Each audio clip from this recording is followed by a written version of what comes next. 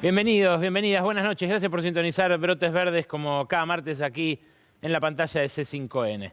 Hoy el INDEC dio una noticia preocupante. La canasta para no ser pobre para una familia de 4 miembros ya vale 100.000 pesos. Venimos hablando sobre lo preocupante que es especialmente la cercanía entre ese monto y el salario promedio para el sector privado registrado, que informa el Ministerio de Trabajo y que está apenas un 40% por encima de ese monto. Cuando eso se da, hay, por supuesto, multitudes, miles, centenares de miles de trabajadores que, incluso teniendo un trabajo formal a tiempo completo, son pobres. Y esto, obviamente, es una máquina de perder votos y además, por supuesto, mucho más sensible que eso, es una marca de extravío del rumbo indeleble para un gobierno que asumió con el mandato contrario, con el mandato de reponer el poder adquisitivo a esos salarios que habían sido rebanados severamente durante la administración anterior. Ayer Cristina Fernández de Kirchner, la vicepresidenta, en un discurso largo donde se explayó respecto de la política económica, se refirió al problema de la inflación. Y quiero partir de ahí para hablar de esto que para algunos en el gobierno ya es una batalla perdida, porque ya no hay tiempo de revertirlo. Pero para otros puede ser la última oportunidad de redimirse a tiempo. Escúchala, Cristina. Proceso ultrainflacionario que estamos viviendo hoy en la Argentina es el producto del endeudamiento criminal de los 4 años del macrismo. Esto tenemos que tenerlo muy claro, muy claro, muy claro. Por eso ahora intentan decir que es el déficit fiscal o es la oferta y la demanda. Y además que los empresarios no tienen nada que ver. Y ese poder no tiene nada que ver en la formación de los precios. No digo que sean la única causa en la formación de precios o en la inflación. Pero, a ver, si controlo el 75% del cemento, si soy la única que vende chapas planas para la metalmecánica, para el electrodoméstico, para la industria, para la construcción, ¿cómo que no tengo, y tengo rentabilidad, cómo que no tengo nada que ver con el crecimiento de los precios? Es siempre interesante hablar de las causas de la inflación porque son muchas y la verdad que por lo general en el discurso político se escucha repetir una cantinela ortodoxa que no sirve para explicar el proceso inflacionario argentino y además abunda en eslogans que francamente no se cumplen, no se condicen con la realidad. Ahora, la verdad que economías con sectores muy concentrados, como son el siderúrgico, o el azucarero, o el petrolero, o varios de los que tampoco mencionó la vicepresidenta, pero que también son muy concentrados en Argentina, bueno, hay muchos países en esas circunstancias. Suiza, por ejemplo, tiene 2 cadenas de supermercados importantes en todas sus principales ciudades y, sin embargo, tiene una inflación bajísima. Claro, es ese poder de mercado, esa concentración combinada con muchos otros factores, la que genera la inflación galopante de este momento, ya arriba del 60%, pero con perspectiva de llegar al 80% punta a punta para fin de año. Hoy The Economist, la revista económica conservadora inglesa, publicó un cuadrito realmente muy interesante en una nota que se titula ¿Por qué algunos países no tienen inflación tan alta? Son países asiáticos, básicamente los que no sintieron todavía el impacto de esta ola inflacionaria que, bueno, creció mucho a caballo de la guerra de Ucrania, pero ya venía de antes. Y son países, casualidad o no, donde el Estado controla resortes productivos y comerciales de modo muy férreo. Veamos el caso, por ejemplo, de Malasia. que es la que menos varió su inflación de febrero a mayo. Fíjense, el puntito celeste era la inflación interanual que estos países tenían en febrero y el rojo es la inflación interanual que tienen ahora. Casi todos experimentaron saltos en esa inflación interanual. Ahora, Malasia tiene casi la misma inflación que antes de la guerra. ¿Sabes qué hizo Malasia apenas estalló la guerra? Malasia es un país con una población vastísima que está allí en el sudeste asiático y que lo primero que hizo fue prohibir la exportación de aceite de palma y de carne aviar en todas sus formas, desde aves vivas, faenadas, enfriadas, congeladas, partes, lo que fuera. Lo habíamos mostrado cuando acá empezó la guerra y empezamos a hablar de las medidas que muy severamente empezaron a tomar los países para defender a sus poblaciones, para defender la mesa de sus poblaciones. Bueno, Malasia fue uno de los más audaces en este sentido, para desgracia de Singapur, que depende de su agua dulce, pero también de su carne y de su energía y de muchas cosas más. Bueno, ese estado enclave occidental hoy está con problemas severos. Pero claro, estamos en la era del sálvese quien pueda y en países con estados fuertes que decidieron tomar medidas equivalentes a lo que aquí habría sido subir las retenciones, bueno, el impacto se atemperó. Pero me quiero detener en lo que decía Cristina Fernández de Kirchner, que hablaba de evasión y de deuda como factores determinantes, además de la concentración, de nuestra inflación. Hay un precio muy importante en la Argentina, que es el que históricamente determinó la inflación y sobre todo los saltos inflacionarios. Es el precio del dólar. El dólar, cuando saltó por los aires en aquel 2018 de Macri, determinó que la inflación llegara en ese momento a la marca anual más alta desde antes de la convertibilidad. Al año siguiente pasó lo mismo, volvió a volar el dólar por los aires, volvió a volar la inflación. Eso, el año pasado estuvo controlado, pero este año, por mandato del Fondo Monetario, porque este gobierno se comprometió a eso con el Fondo Monetario, está acelerando su suba. Pero como les mostré la semana pasada, todos los meses del año pasado y todos los meses de este 2022, hasta ahora, el dólar aumentó menos que los precios. La devaluación fue menor que la inflación, o sea, el tipo de cambio se atrasó si no tomamos en cuenta la inflación internacional.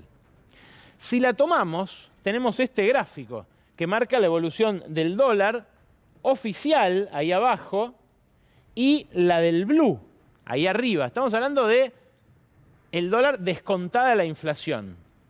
Bueno, ¿qué es lo que pasó? El blue allá por, recordarán ustedes, final de 2020, es la línea naranja, aumentó, pero durante todo el año pasado se mantuvo quieto y la inflación fue muy fuerte. Entonces, con el dólar quieto y los precios subiendo, el precio real del dólar paralelo bajaba. Eso empezó a recuperarse después, durante mediados del año pasado, y empezó a recuperarse y se mantuvo constante. Lo mismo con el oficial. Esto que ven abajo es el problema de este año. El dólar se abarató mucho en términos reales. Tengo un amigo periodista deportivo, Alejandro Wall, que me dice, las reservas del Banco Central se terminan con Qatar. Y algo de razón tiene. Salvo que esa curvita hacia abajo que están viendo se dé vuelta severamente, como especula el mercado que va a pasar. Hoy marcó 220 y es probable que efectivamente el tembladeral financiero la empine nuevamente hacia arriba.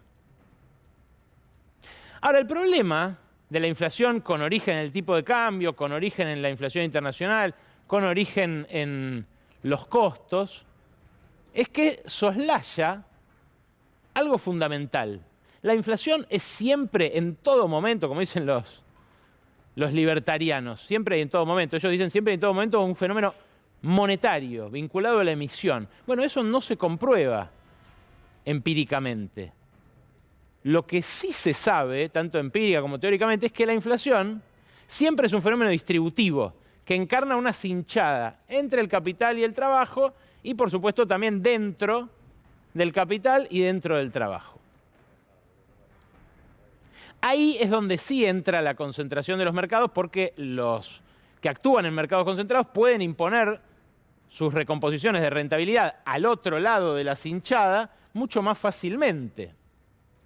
Y ahora vamos a eso. Pero eso tampoco tiene que hacer perder de vista el componente en una economía bimonetaria que tiene el dólar. Y el dólar en este momento tiene dos precios. Y esos dos precios, en este momento, por la incertidumbre y entre otras razones, por el hecho de que el gobierno está tan dividido y tan cruzado por internas, tiene dos precios muy separados.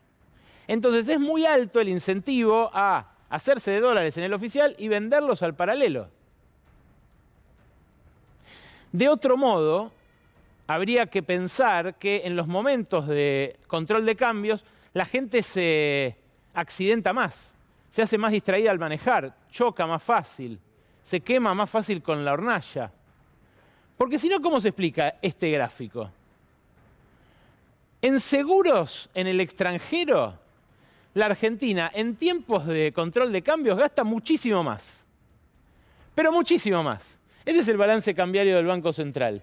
Durante todo el primer kirchnerismo y el segundo, diría Matías Culfas, el de Néstor y el de Cristina, el gasto mensual en seguros era de 14 millones de dólares. Claro, hay empresas que tienen seguros en el exterior, un barco que llega, que si se te incendia en el medio, hay que sacar seguros afuera. Cuando apareció el primer control de cambios, súbitamente apareció un interés por contratar pólizas en el exterior que llevó ese gasto promedio a 42 millones por mes. La gente se hizo, de vuelta, más temeraria, empezó a descuidar más su manejo, a cuidar menos su salud, a morir antes, no. Estaban consiguiendo dólares oficiales de la forma que fuera para pagar en el extranjero pólizas de seguro. Cuando llega Macri, devalúa violentamente, unifica el tipo de cambio, vuelve a bajar el gasto mensual a 34 millones de dólares. Pero eso, a partir del refuerzo del control de cambios al final del propio gobierno de Macri, vuelve a saltar y el promedio de estos 3 años últimos es de 57 millones de dólares por mes. ¿Por qué digo esto? Porque un poco es lo que dijo Cristina de que la deuda generó inflación, en tanto dejó vacías las reservas del Banco Central y expuesto el gobierno a este momento de fragilidad. Un poco evasión es porque, claro, con niveles tan importantes de fuga de divisas, una parte siempre queda fuera del radar de los organismos regulatorios, impositivos. Pero sobre todo, la inflación tiene que ver con algo que Cristina no mencionó, a pesar de que estaba en un acto organizado por un sindicato: la puja distributiva. En esa puja distributiva estriba la principal razón de la inflación actual, y en esa puja distributiva los trabajadores y trabajadoras estamos perdiendo como en la guerra. A pesar de que, como digo, el gobierno se había comprometido a intervenir en esa puja y como un árbitro que permitiera recuperar lo perdido a los que ya habían perdido en los 4 años de Macri. ¿Dónde nace la inflación y quién la alimenta? Es una discusión de mucho vuelo teórico. Pero la verdad es que en el funcionamiento actual de nuestra economía, las empresas se las arreglan para, en distintos regímenes inflacionarios, en distintos modelos de acumulación, tirar de la cuerda y quedarse con una mayor porción del ingreso nacional. Esto es lo que hizo, por ejemplo, Federico Braun, el dueño de La Anónima, que hace 2 semanas se jactó de remarcar todos los días en contextos inflacionarios como este. Estuve mirando los balances de La Anónima y ahí se ve claramente que efectivamente los supermercados con poder de mercado recomponen sus márgenes de ganancia a una velocidad mayor que otros dentro de ese mismo sector o que otros sectores de la economía, y de esa manera empujan la inflación y se llevan su tajada. Pero en el caso de Braun, en el caso de La Anónima, hubo algo más complejo y más interesante todavía, que es que cuando se desplomó el consumo con Macri, Brown era el tío de Marcos Peña Brown, el jefe de gabinete de Macri. En esos años, la Anónima aprovechó para endeudarse con el exterior en dólares, en euros en realidad, porque fue con el Rabobank, e incrementó brutalmente su exposición a la deuda en dólares a costa de lo que después terminaron siendo las reservas del Banco Central. Fíjate, en 2016 tenía una deuda en moneda extranjera de menos de 30 millones de dólares, el supermercado La Anónima. En 2017 y 2018 contrata este crédito en 2 tramos que aumentan la participación de la deuda con el extranjero en su deuda total del 30 y pico por ciento, del menos del 30%, del 27, 28%, al 80 y pico. O sea, se superendeuda con el extranjero.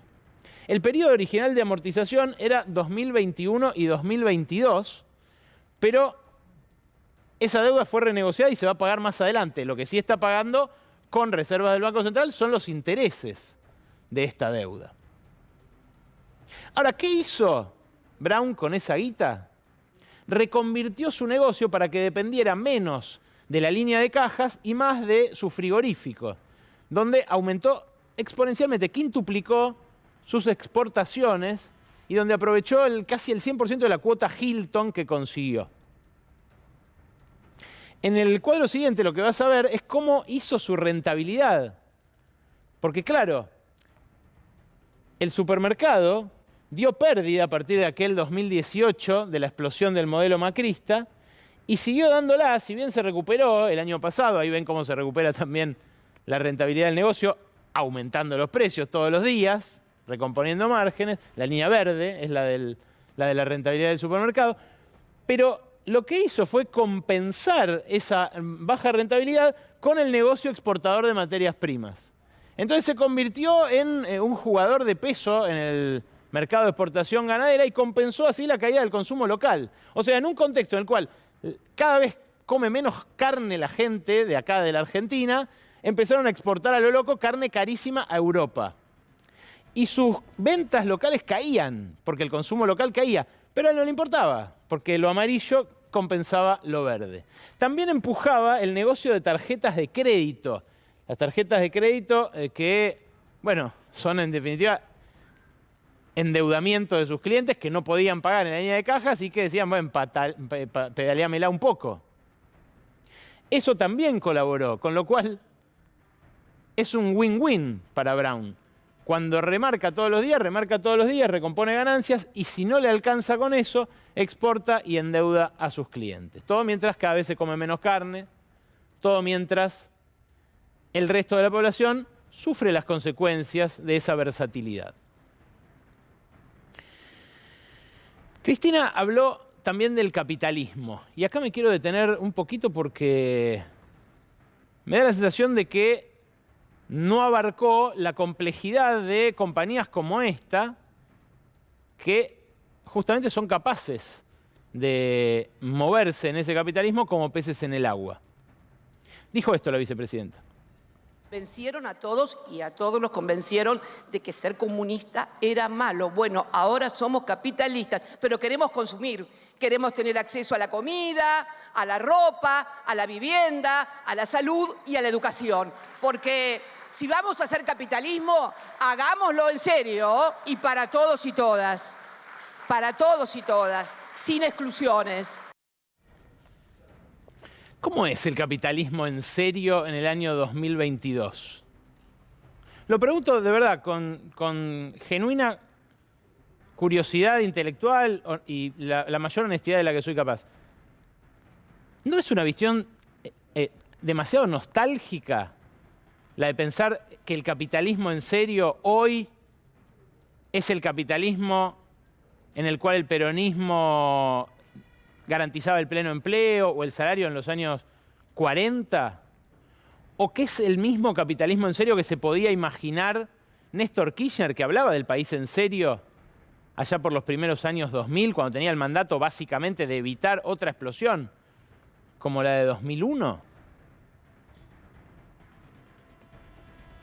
mirar el futuro con el espejo retrovisor puede llegar a hacer perder de vista la complejidad de este momento bisagra, de este momento histórico para el planeta. Repito, ¿qué es el capitalismo hoy? El capitalismo es el de los 30 años de la posguerra, es el de Reagan y Thatcher, es el del superciclo de las commodities de 2000 o es el de ahora. Digo porque este fin de semana votaron sindicalizarse en la primera tienda de Apple en Estados Unidos. Hablamos la semana pasada con Walter Smolarek, un emergente del activismo norteamericano que forma parte también del sindicalismo nuevo de la generación U, por Union. Lo que está pasando en Estados Unidos expresa hasta qué punto el capitalismo decepcionó a sus más convencidos. Que acá suene el repiqueteo de ideas vetustas de fines del siglo XIX, que están perdiendo predicamento, ahora lo vamos a ver, no quiere decir que eso sea lo que discute el planeta. Un planeta en el que está todo patas arriba. Lo vamos a hablar en instantes con Juan Gabriel Tocatlián, el analista internacional más respetado a ambos lados de la grieta, un tipo que viene investigando además Latinoamérica, vivió casi 20 años en Colombia, viene investigando Latinoamérica con mucho rigor y mucho método y mucho detalle. El capitalismo parece ser algo bastante poco deseable en estos últimos años. Y la verdad, llama la atención que Cristina, que siempre incorpora la variable histórica en sus análisis, en este caso haya elegido soslayarlo. Da la sensación que también tiene que ver con la alarma que genera la canasta a 100.000 pesos y la necesidad del peronismo de reorganizarse de cara a un año electoral que con esta inflación asoma completamente esquivo. La vicepresidenta también habló de los planes sociales. Fue muy dura respecto de las organizaciones que dijo tercerizan la ayuda estatal. Y esos planes sociales, es cierto, dijo, eran apenas un poquito más de 200.000 en el año 2015. Esos programas sociales, esto reúne al Plan Potenciar Trabajo actual, reúne a el que fue en su momento la Argentina Trabaja, son distintos momentos del tiempo, ¿no? De 2015 hasta 2022. Pero fíjate cómo se incrementan con Macri. Ahí está la factura de Cristina a un viejo adversario, el movimiento Evita, con el cual viene peleándose desde hace más de 10 años. Pero también ven cómo se incrementan con este gobierno a más de 1.200.000, que es la marca actual. Hace un ratito, ustedes habrán escuchado, en medio de la discusión alguien hablaba de eliminar los planes sociales. Ese tipo de discursos soslayan el polvorín social sobre el que se sienta el peronismo en este momento en la Argentina. Ese 1.200.000 personas son solamente la punta de un iceberg que abarca a otras 9 millones de personas que aparecieron cuando el gobierno ordenó la cuarentena y dijo a todos los que no puedan laburar más, changas, cuentapropistas, empleadas domésticas, gente que se busca la vida día a día, le vamos a dar 10.000 pesos. Bueno, eso es lo que ahora piden ajustar a gritos. Lo que soslayan, de vuelta, es el riesgo para la gobernabilidad que eso implica y que la verdad que cada semana está presente en movilizaciones al borde de una represión parecida a la que este fin de semana se cumplen 20 años, se cobró la vida de Maximiliano Costecchi y Darío Santillán. También con el peronismo, gobernando en ese momento. Ahí aparece la historia de vuelta, porque los planes sociales no nacieron de un repollo, nacieron a fines de los años 90, cuando una gran parte de la población aparecía expulsada de manera irreversible del sistema productivo. Vos sobrás, le empezaron a decir a una parte de la gente. Muchos de ellos, millones de ellos, consiguieron empleo en el primero y en el segundo kirchnerismo, sobre todo en el primero. Pero no alcanzó para todos. Y ahí es donde empezó el cortocircuito con los emergentes de esos movimientos que en 2015 le decían a Cristina, somos lo que falta. No eran solo 200.000 o 220.000. Ya había en ese momento un piso del 35% de informalidad del empleo que nunca pudo perforar el kirchnerismo. Ahí no hay paritarias, no hay obra social, no hay aguinaldo, no hay vacaciones, no hay nada. Y ahí hay gente que vota y gente que cree, que se hace carne de narrativas como el kirchnerismo o el macrismo, que hoy parecen como el capitalismo en sus países centrales, empezar a incumplir algunas promesas. La gran pregunta ahora es el ajuste que anunció el gobierno medio con vergüenza el viernes, en off, con una publicación del boletín oficial. Ese ajuste, ¿va a estabilizar la economía? Es un intento de ajuste estabilizador clásico, suba de tarifas, baja de subsidios, aumento de la tasa de interés, restricción del gasto, que es lo que se vio en las planillas del anexo del presupuesto, un intento de convencer al Fondo Monetario de que van a llegar a la meta de ajuste fiscal, pero no ahora, porque ahora está complicado socialmente, veremos el segundo semestre. Bueno, ¿y si no funciona? ¿Y si el ajuste estabilizador no estabiliza? Porque es un riesgo, ¿eh? Es un riesgo. Primero, su ejecución. Lo que anunciaron el viernes de que la gente se tiene que anotar en el RASE para mantener los subsidios y demás, que van a ser graduales, la quita de los subsidios, es todo rarísimo y por ahora arrancó arrastrando los pies. Ahora, el resto está en la incertidumbre total, porque subir la tasa de interés, pero no saber si vas a poder frenar el dólar en un lugar, y es darle mucho margen a los que todas las semanas le tienen que renovar a Martín Guzmán esos vencimientos de deuda. Le pueden exigir cualquier cosa. Y son los mismos que se prepararon antes endeudándose con el exterior y calzando bien sus rentabilidades en dólares con los precios de venta acá en pesos. De vuelta, un gobierno sin poder, que se pelea entre sí, mal puede sentarse a una mesa de discusión con la actitud, como pidió ayer Cristina, con la actitud como para efectivamente reducir el daño al mínimo posible. Lo que empieza a preguntarse la gente es quién le va a poner el cascabel al gato, dicho esto en términos muy de la calle. Y la respuesta, que asoma nítida, es que ninguno. Eso es también un factor desestabilizante para cualquier gobierno. Fíjate esto, una encuesta que hizo conjuntamente la consultora RAM con la consultora P4Q. RAM es de Ignacio Ramírez, el hombre que armó la campaña de Kicillof en el Clio. Un tipo que entiende muy bien la política y a quien escucha mucho Axel Kicillof. El otro de P4Q es Emanuel Álvarez Agis, el ex viceministro. Hicieron juntos una encuesta sobre expectativas económicas. Y una de las preguntas fue esta: ¿quién puede resolver los problemas económicos del país? La línea azul es Frente de Todos, la línea amarilla es Juntos por el Cambio, la gris son los libertarios y la roja es ninguno. Fíjate cómo el ninguno reinó indiscutido durante todo el año pasado. Curiosamente, se recuperó algo a principios de este año el oficialismo, el Frente de Todos, que hoy le lleva un par de puntitos a ninguno. Juntos por el Cambio se mantiene en la memoria histórica como el artífice de la última gran crisis. Eso no se borró todavía. Obvio que un gobierno que tiene 80% de inflación es casi seguro que pierde.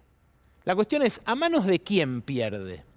Y acá es donde aparece la ultraderecha. Había llegado a tener el 19% en marzo de este año, pero 2 meses después aparece debilitada, pierde 5 puntos. Claro, Milei recomendó entrar a una estafa piramidal, habló de vender los órganos, qué sé yo.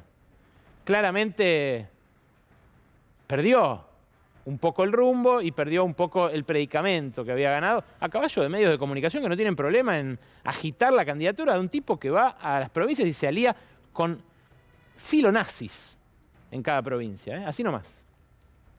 Las ultraderechas de Bahía Blanca, de Córdoba, de Mar del Plata, en todos casos están armándole el sello a la libertad avanza, paradójicamente. Todo eso la gente se lo está dando cuenta de a poco y empieza a aparecer. Ahora, ¿qué es esto? Esta pregunta, esta respuesta más bien de la población. Una advertencia para Horacio Rodríguez Larreta. Si se siente victorioso el jefe de los moderados dentro de la oposición, porque está perdiendo la ultraderecha en los lugares donde parece que va a ganar, pero donde al final la gente con miedo frena un paso antes y dice, no, a este no. Si canta victoria Larreta, va a perder de vista algo que le puede generar también algo de esperanza al que escucha este panorama y se deprime invariablemente, que es la propia deriva del gobierno de Macri. La insatisfacción y la incertidumbre afectan a gobiernos que están en el poder en este momento y hace que ganen las oposiciones en casi todos los casos, pero también va a condicionar, en caso de que gane, al próximo oficialismo. En un pueblo tumultuoso, en un país donde todo es muy contencioso, como la Argentina, dar por hecho que se va a poder hacer en 100 horas lo que Macri ya dijo que quiere hacer en 100 días y que intentó en sus 4 años, parece bastante temerario. Puede ser que el ajuste del Frente de Todos, este ajuste tímido, con vergüenza que está ensayando Martín Guzmán, después de haberlo hecho ya durante todo el año pasado para intentar llegar a este acuerdo con el Fondo Monetario, si ese ajuste no estabiliza, las elecciones van a estar perdidas, como parece que especula la vicepresidenta. Lo que surja de ahí, sin embargo, va a ser un escenario también muy inestable y también muy vinculado a lo que ocurra en las calles con, por ejemplo, las organizaciones sociales, que en diciembre de 2017 fueron decisivas para que el reformismo permanente que estaba ensayando Macri en ese momento, que era llevarse por delante sus derechos y un montón de tradiciones de la economía argentina, naufragara. Quizás ese enfrentamiento, esa interna, sea algo que destruya posibilidades de resistencias futuras desde este 2022 tan confuso, tan complicado y tan regresivo, lamentablemente, para las mayorías.